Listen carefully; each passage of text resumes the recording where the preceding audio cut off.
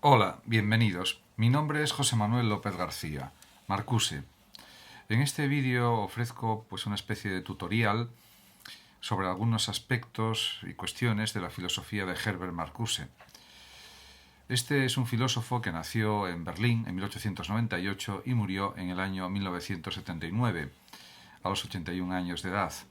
Fue un gran filósofo y sociólogo alemán estadounidense. Es indudablemente una de las principales figuras de la primera generación de la Escuela de Frankfurt. Las críticas de Marcuse a la sociedad capitalista son especialmente importantes,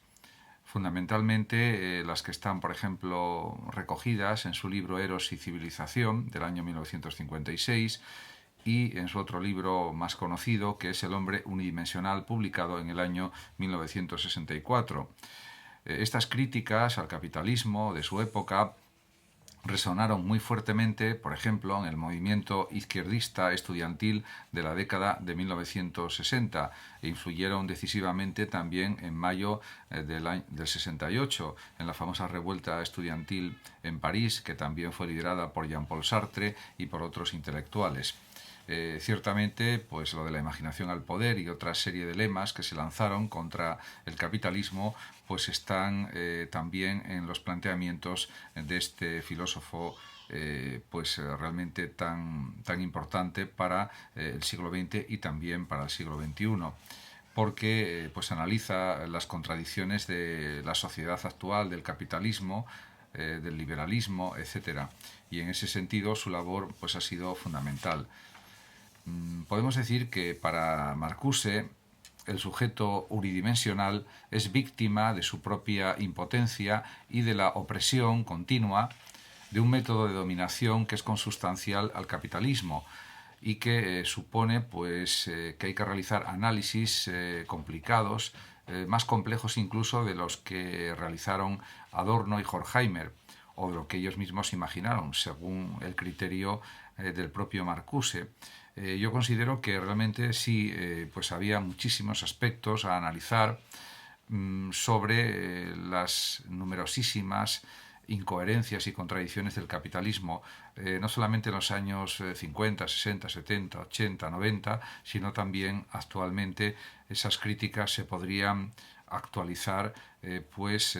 hablando de la sociedad digital, de la sociedad de la diversión, del espectáculo en la que estamos inmersos y en la sociedad de la superficialidad, o también de la llamada modernidad líquida según Bauman.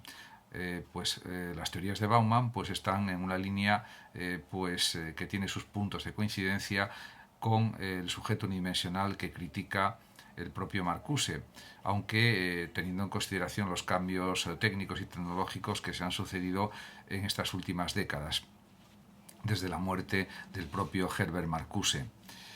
En cuanto a los fines de la sociedad coactiva, como la denomina el propio Marcuse, a la sociedad de su tiempo, pues está claro que eso ha supuesto que ya hay una desaparición del movimiento proletario, del movimiento obrero, porque ha sido reabsorbido por el sistema industrial, por el capitalismo industrial, en definitiva, y por lo tanto hay una dominación del poder a través de los medios de comunicación, fundamentalmente de la televisión, que es el medio más masivo, la radio, la prensa, etcétera. Y por otra parte, también Marcuse distingue en sus análisis entre necesidades reales y necesidades ficticias, y eso también supone una extraordinaria crítica contra la dominación del capitalismo y contra la dominación de las conciencias de los sujetos, de los ciudadanos.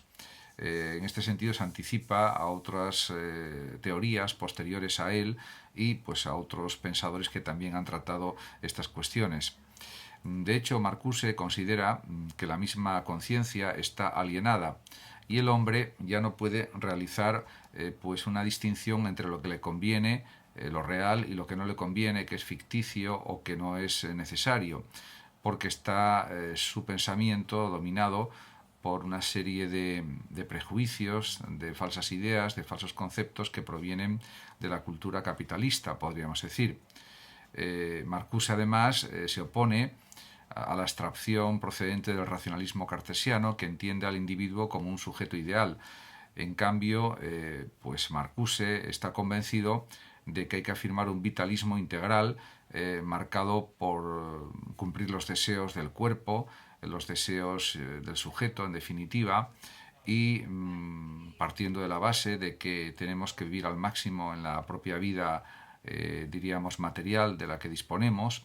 y que cualquier consuelo de tipo religioso pues es un falso consuelo, aunque por supuesto es una alternativa por la que se puede optar por parte de cada persona. Además, también es evidente para Marcuse que la conciencia humana se forma especialmente en la niñez y en la adolescencia, sobre todo en la niñez, y posteriormente pues hay una serie de cambios en el carácter, en la personalidad, que están motivados por la dominación cultural de la sociedad, de los que mantienen el poder, etc. En cualquier caso, también reconoce que hay muchas influencias sociales que determinan hasta cierto punto la personalidad, el carácter, aunque por supuesto siempre existe la libertad de cada sujeto que puede desarrollarse en múltiples dimensiones. Eso es algo que él reconoce de una manera indudable. De todas maneras, aquí habría que decir que, por ejemplo, según otro gran filósofo que era Marx, pues se puede hablar de una alienación focalizada en el ámbito de la producción material, diríamos, en el ámbito de la economía. En cambio, en Marcuse, la alienación o la enajenación está especialmente enfocada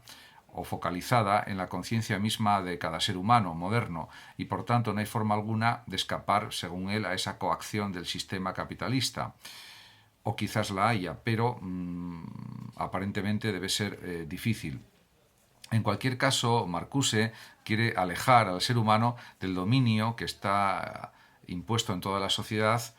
y porque considera que es algo negativo para la libertad humana, y es perfectamente entendible que lo piense de esta manera. En cualquier caso, él pretende reorientar el rumbo de la cultura pues humana, de la cultura social, hacia el arte, hacia la estética. Lo que sucede es que también el arte está controlado por la clase dominante, por la clase capitalista, la clase que domina pues las empresas, las grandes corporaciones multinacionales, etcétera, y por tanto ve difícil pues esa vía de evasión a través del arte. Sí es cierto que puede ser pues una forma de desplegar la creatividad de los sujetos, el arte, la actividad artística, y en eso está absolutamente de acuerdo. Otra cuestión diferente es que se pueda liberar de una forma adecuada los impulsos a través exclusivamente del arte. Considero que sí es posible, a pesar de lo que piensa Marcuse, y también estoy convencido de que la libertad unida al arte, la libertad artística, la libertad creativa, fundamentalmente, que es también un fenómeno artístico, es lo que sirve para ganar nuevas cotas de libertad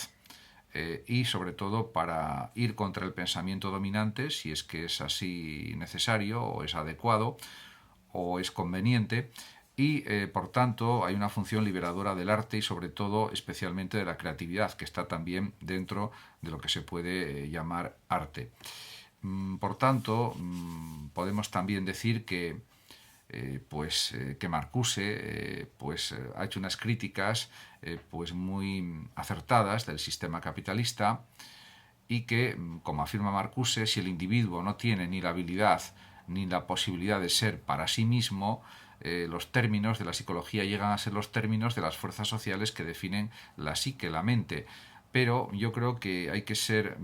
pues optimista en este sentido, y actualmente el ámbito de la libertad de cada individuo ha aumentado, a mi juicio, exponencialmente, gracias sobre todo a Internet, a los medios de comunicación masiva, que están auspiciados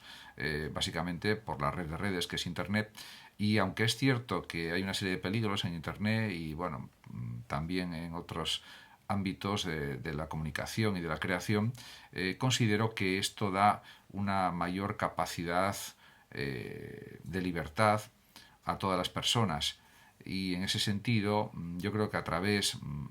de la era digital, a través de los medios de los que nos da la propia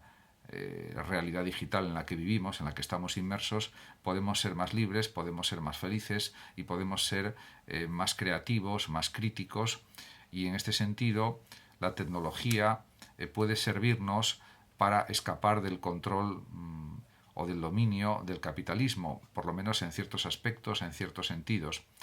Y, por supuesto, tiene que haber pues, una ética también aplicada a la tecnología, una ética aplicada a lo digital, podríamos decir una ética digital, que también nos ayudará a ser más libres, más creativos y más felices. Muchísimas gracias a todos por su atención. Saludos como siempre a los oyentes de Radio Sofando de México. Y por último decir que los que lo deseen pueden compartir este vídeo en sus redes sociales, darle like o suscribirse a mi canal de YouTube. Hasta siempre. Gracias.